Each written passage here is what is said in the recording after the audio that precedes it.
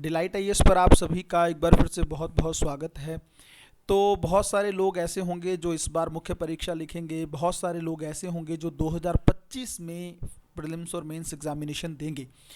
तो आप में से बहुत सारे लोग ये समय समय पर पूछते रहते हैं कि सर आप हर वीडियो में ये कहते हैं कि मुख्य परीक्षा को लेकर अलग से नोट्स प्रिपेयर होने चाहिए और एक सही समय पे इन नोट्स को तैयार कर लेना चाहिए।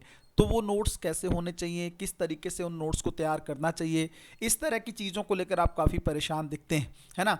अच्छा, इन इन नोट्स की क्या रेलिवेंस मुख्य परीक्षा में रहती है, इन सब चीज़ों को लेकर हम लोग गहराई से बात करेंगे। जो लोग इस बार मुख्य परीक्षा लिखने जा रहे हैं 2024 में, उनके लिए तो ये वीडियो फ़ायदेमंद है ही है, लेकिन जो 2025 में एग्जामिनेशन देंगे वो किस तरीके से एक बेहतरीन रणनीति के माध्यम से अपने नोट्स को प्रिपेयर कर सकते हैं, वो सारी चीज़ें हम लोग इस वीडियो में गहराई से चर्चा करने वाले हैं। सबसे पहले आप एक चीज़ देखिए, प्रीलिम्स और मेंस एग्जामिनेशन में क्या डिफरेंस है। तो आप लोग कहेंगे कि सर ये तो हम जानते हैं, है ना, 2 पेपर इसमें होते हैं, इसमें 9 पेपर होते हैं। मैं उस अंतर को नहीं पूछ रहा हूँ। मेरा मानना ये है कि प्रीलिम्स एग्जामिनेशन और मेंस एग्जामिनेशन में जो डिफरेंस है, मतलब किस तरह की रणनीति का डिफरेंस इन दोनों एग्जामिनेशन में होना चाहिए, वो क्या है। अगर आप देखेंगे तो प्रीलिम्स जो है ना वो गिद्ध की नज़र है ना। जैसे गिद्ध की नज़र रहती है ना अपने शिकार पे, एकदम से आता है और लेकर चले जाता है। और इसको और आसान भाषा में मैं बताऊं तो बारीक कितनी नज़र है आपकी, मतलब देखने की नज़र बारीक वाला सवाल नहीं है यहाँ पे। यहाँ पे ये है, जैसे इस बार ना बहुत सारे लोगों के सिली मिस्टेक के चलते बहुत सारे सवाल गलत हुए हैं, है ना। तो उसका कारण पता क्या रहा कि वो सवाल की बारीकी को समझ नहीं पाए हैं। सवाल को बहुत अच्छे से समझना सबसे पहले ज़रूरी है ना। तो जितना ज़्यादा आप सवाल में बारीकी को पकड़ पाएंगे, जितना ज़्यादा आप गिद्ध की नज़र का इस्तेमाल करते हुए सवाल में, अगर कोई एलिमिनेशन प्रोसेस दे रखा है, सवाल में कुछ गलती यूपीएससी ने छोड़ी है, अगर उन चीज़ों को पकड़ पाते हैं तो आपका प्रीलिम्स एग्जामिनेशन निकालना बहुत आसान हो जाता है। वहीं मेंस जो है ना, ये आपके विश्लेषण की क्षमता पर निर्भर करता है ना। आपकी एनालिटिकल एबिलिटी किस तरह से है उस पर डिपेंड करता है कि मेंस एग्जामिनेशन में आपके कितने ज़्यादा नंबर आने वाले हैं। तो सबसे पहली चीज़ तो ये है।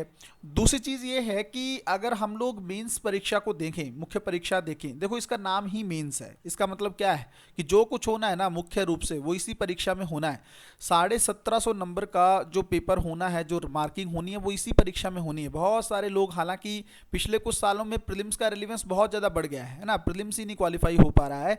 लेकिन आप ये मत सोचो ना कि प्रीलिम्स नहीं निकल रहा है तो प्रीलिम्स ही सब कुछ है। आप ये सोचो कि जिस साल प्रीलिम्स निकल गया उस साल तो आपको मुख्य परीक्षा पे ही ध्यान देना है ना। जैसे इस बार रिजल्ट को लेकर लोग बहुत ज़्यादा परेशान रहे हैं, है ना, उसी तरफ ध्यान अटका रहा है, टाइम वेट नहीं हो पा रहा है, या जो वो एग्जामिनेशन का जो टाइम है, या फिर जो ये 10-15 दिन का जो टाइम है, इसको वेस्ट कर दे रहे हैं।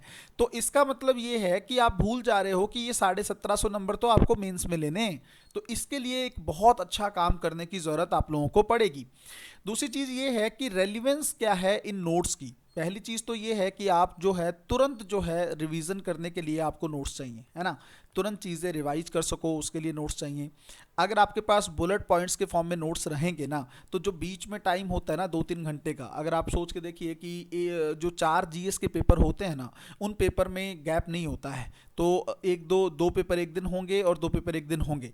तो आपके पास जो रात का ही समय होगा, तो उस टाइम पीरियड में आप ले दे के मान के चलो कि 5 बजे आप एग्जामिनेशन दे के आते हैं, 6 बजे से आप पढ़ने बैठते हैं, तो 6 से रात को 10 बजे तक या 9 बजे तक पढ़ते हैं, तो 3-4 घंटे का ही समय होता है आपके पास। इसमें आपको रिवाइज तो करोगे ना अगले दोनों पेपर को। तो आपके पास जो नोट्स होने चाहिए ना, वो इस तरीके से होने चाहिए कि 2 घंटे में पूरा सब्जेक्ट या पूरा पेपर रिवाइज हो जाए आपका, पेपर 3 और पेपर 4। 2 घंटे में आपके पास पेपर 4 के पूरा रिवीजन के नोट्स होने चाहिए, है ना। सबसे पहले तो इस चीज़ को समझने की ज़रूरत है, ठीक है। अगर नोट्स रहेंगे आपके पास, इसको तो आपका रिवीजन बहुत अच्छा होगा, आपके मार्क्स बहुत ही ज़्यादा अच्छे आएंगे। मतलब मैं इस चीज़ की गारंटी देता हूँ आप लोगों को कि अगर आपने हर चीज़ को लेकर नोट्स बना रखे हैं, जैसे आपने फैक्ट्स को लेकर नोट्स बना रखे हैं, जो अगर आपने चीफ जस्टिस ऑफ इंडिया या पीएम के किसी स्टेटमेंट को नोट कर रखा है ना, या फिर आप कोई रिपोर्ट्स आ रही हैं, अंतर्राष्ट्रीय जो संस्थाएं हैं रिपोर्ट्स जारी करती रहते हैं, उनमें रैंकिंग को लेकर नोट्स बना रखे हैं, अगर आपने थोड़ा सा काम कर रखा है कि भाई आप एसए के लिए अलग से कोटेशंस आप लोगों ने नोट्स कर रखी हैं, ये सारी चीज़ें आपकी मार्किंग को बढ़ाने में बहुत बड़ा रोल प्ले करती हैं, ठीक है। उसके अलावा आप देखो कि अब नोट्स को बनाया कैसे जाना चाहिए। सबसे पहले एक चीज़ देखो आप कि ये जो नोट्स है ना, ये एक दिन में बनकर तैयार नहीं होंगे, इसके लिए एक लंबा समय चाहिए आपको। ठीक है, लंबा समय चाहिए आपको, 6 महीने भी लग सकते हैं, 8 महीने भी लग सकते हैं। और खास करके वो लोग जिनका अब एग्जामिनेशन है तो वो थोड़ा स्पीडली इस प्रोसेस को कर सकते हैं। वैसे तो मैं हमेशा कहता हूं कि जिस साल आपको एग्जामिनेशन देना है, जैसे 2024 में जिन लोगों को मेंस का मौका मिल रहा है, इनके फेब 2024 में ये सारे नोट्स बनकर तैयार हो जाने चाहिए थे।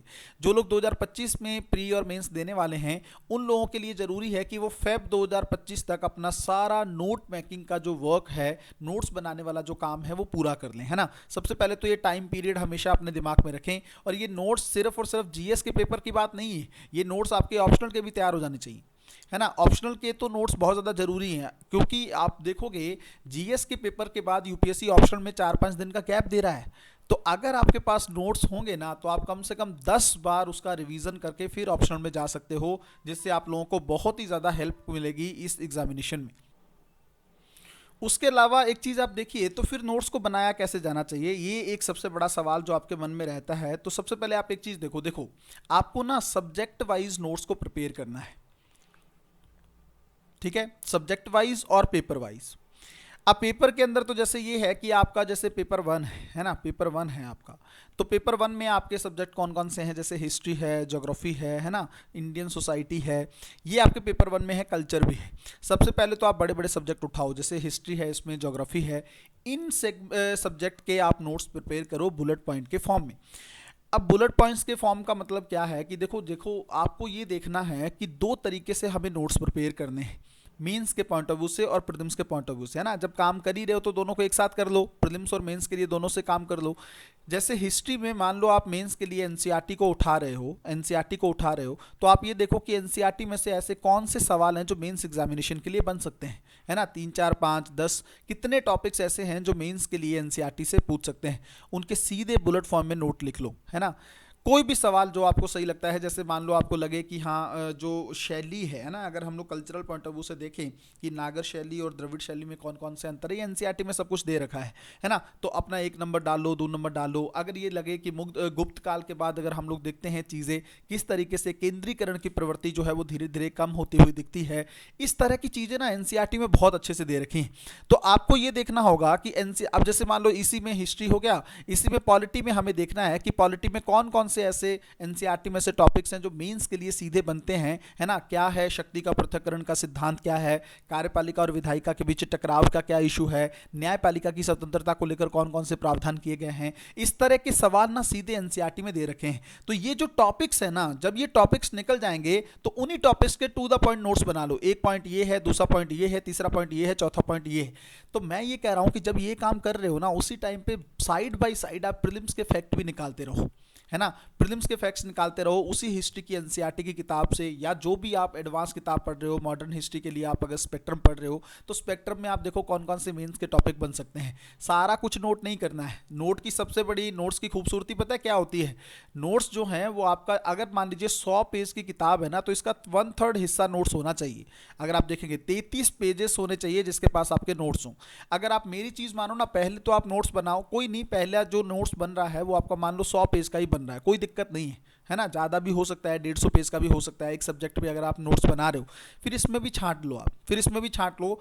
और आपके पास जो नोट्स होने चाहिए वो लगभग लगभग 60-70 पेज से ज़्यादा के नहीं होने चाहिए। ये भी मैं आपके लिए एक जो है मैक्सिमम लेंथ डिसाइड कर देता हूँ कि आपके पास नोट्स कितने ज़्यादा होने चाहिए। 60-70 पेज बड़े बड़े सब्जेक्ट के लिए, हिस्ट्री के लिए, ज्योग्राफी के लिए, इन्वायरमेंट के लिए, इकोनॉमी के लिए, ये मैक्सिमम लेंथ होनी चाहिए, है ना। इसके बाद जो है जो छोटे छोटे सब्जेक्ट हैं, जैसे डिजास्टर मैनेजमेंट है, इंटरनल सिक्योरिटी है ना, जो आपका इंडियन सोसाइटी है, इसके नोट्स आपके पास 20-25 पेज से ज्यादा के नहीं होने चाहिए। तो टू द पॉइंट आप पैरेलल जो है निकाल सकते हो उन सोर्सेज से, जो सोर्सेज आपके जो हैं ऑलरेडी ऑथेंटिक सोर्सेज हैं, है ना, जैसे एनसीईआरटी है या जो भी अच्छी किताबें हैं जिनसे सवाल यूपीएससी लगातार पूछता रहता है। अगर आप टाइम से ये चीजें कर लोगे, यही सेम काम आपको ऑप्शनल में भी करना होगा। अगर आप ऑप्शनल के भी दोनों पेपर के सेक्शन ए बी के नोट्स अलग से निकाल के रख लेंगे ना, आपके बहुत ही अच्छे मार्क्स यूपीएससी मेंस एग्जामिनेशन में आएंगे। आप इवन बिलीव नहीं कर पाएंगे, जितने भी टॉपर्स हुए हैं उन्होंने ये बात बार बार बोली है। और अगर कोई ये कह रहा है कि सिर्फ किताब में ही हाईलाइट करते रहो, नोट्स बनाने की जरूरत नहीं है, इससे ज़्यादा गलत बात कोई नहीं हो सकती है। आप अपने मेंस के लिए अलग से नोट्स बनाओ, वो आपके खुद के नोट्स होने चाहिए, उसको मल्टीपल टाइम रिवाइज करके फिर मेंस एग्जामिनेशन में जाओ। बेहतरीन मार्क्स आप लेकर आओगे और याद करोगे आप इस दिन की वीडियो को कि शायद इस तरह की वीडियो ने आपके लिए बहुत अच्छा काम किया। मिलते हैं अगले वीडियो में, तब तक अपना ध्यान रखें, अपनी पढ़ाई को बहुत अच्छे तरीके से करते रहें। बहुत बहुत धन्यवाद।